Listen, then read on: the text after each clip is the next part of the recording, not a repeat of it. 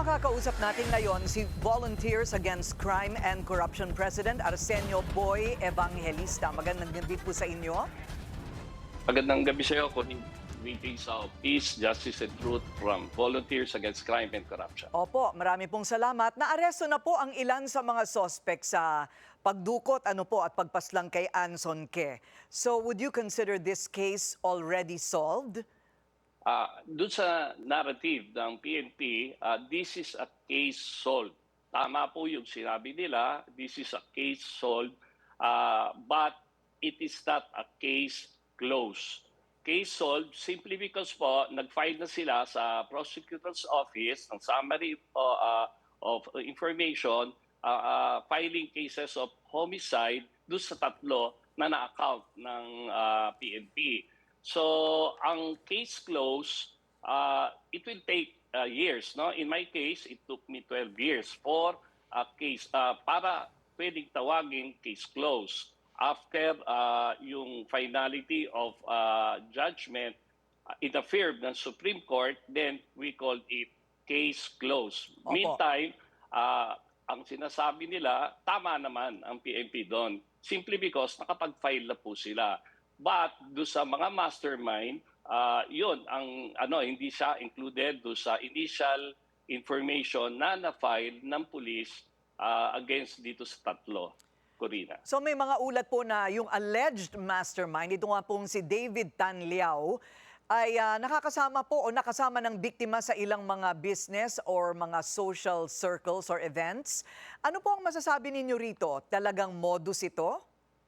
Tama po yun. Napakagaling niya. As a matter of fact, ito si David Tan Liao, he was arrested way back 2008. So, ng NBI, but he was able to post bail at nakawala. No? So, we are talking of 4 presidents, no? na siguro yung nefarious activities niya, ginagawa niya.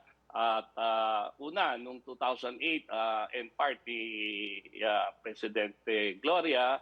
Then yung pangalawa, after is Pinoy.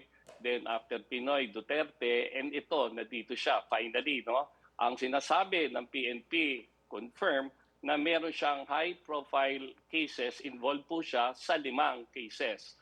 Ito yung recorded, summarized, analyzed, validated. Baka nga meron pang mga ibang cases na involved to si David Tan Liao na hindi na hindi na record or hindi na account. So, ang ginagawa niya, those contents, materials, photos with high-profile personalities, senators, public figures, even Governor Chavit na nakita natin. So ito yung ginagawa niyang siguro leverage or assessment for HVT, yung mga high value targets na feasible for kidnapping, for ransom. At para magmukha siyang lehitimo. Tama po. Opo. To legitimize his sa society, doon sa inner circle, para makapasok po siya doon sa inner circle. May impormasyon po ba kayo tungkol sa cryptocurrency daw ang ibinayad na ransom ng pamilya ni Ke? Yung information coming from us doon sa mga Chinese business community, nagtatali po kami sa pronouncement na it was done yung e-commerce, no, through the use of electronic transfer, yung kaya mabilis ang transfer. Kaya nga ito ang magiging problema. This is a question kung paano nilang makukonvict ng mastermind yung certainty of probable cause that will lead to conviction, prosecution and conviction kung crypto ang binayad. Kasi hindi po mahuhuli to in the act receiving the ransom money. Panay electronic po to. Now, this is a call. Sana magkaroon kayo ng resource person from the AMLAC, Anti-Cyber Crime Group, kung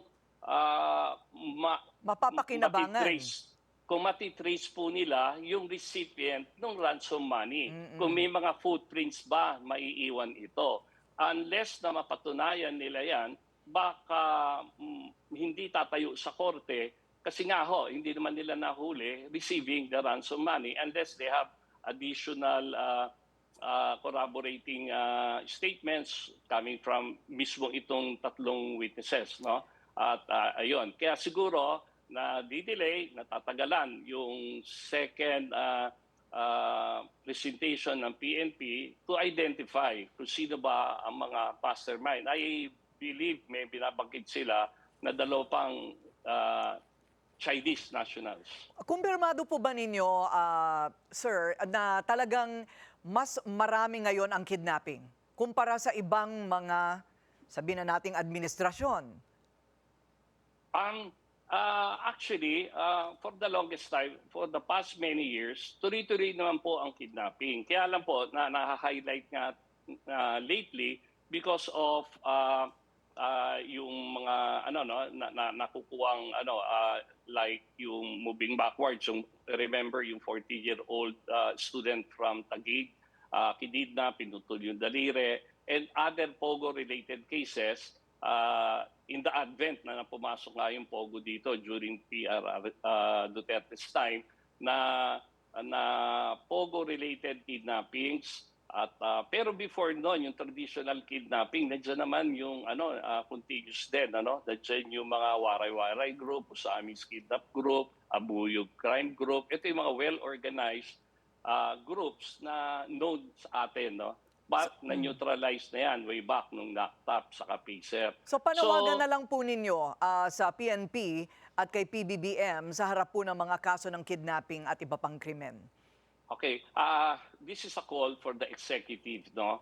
Make a strong statement because pag merong pagtaas, rising cases ng kidnapping, it is a direct blow sa ating future economy, security. That is also tantamount to other issues, no? Like tourism, food security, healthcare. Everything will suffer, especially yung tourism, no?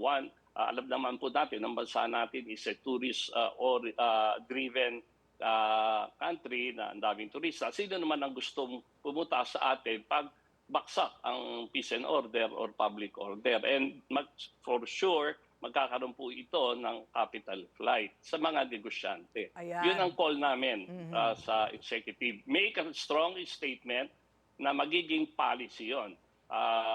Kamay na bakal to address all index crime, non-index, major crime, serious crime, focus crimes. Ang dami ho nilang tawag eh. Pero bottom line, we give us back, balik niyo po sa amin ang trust and confidence ng Filipino people. Okay.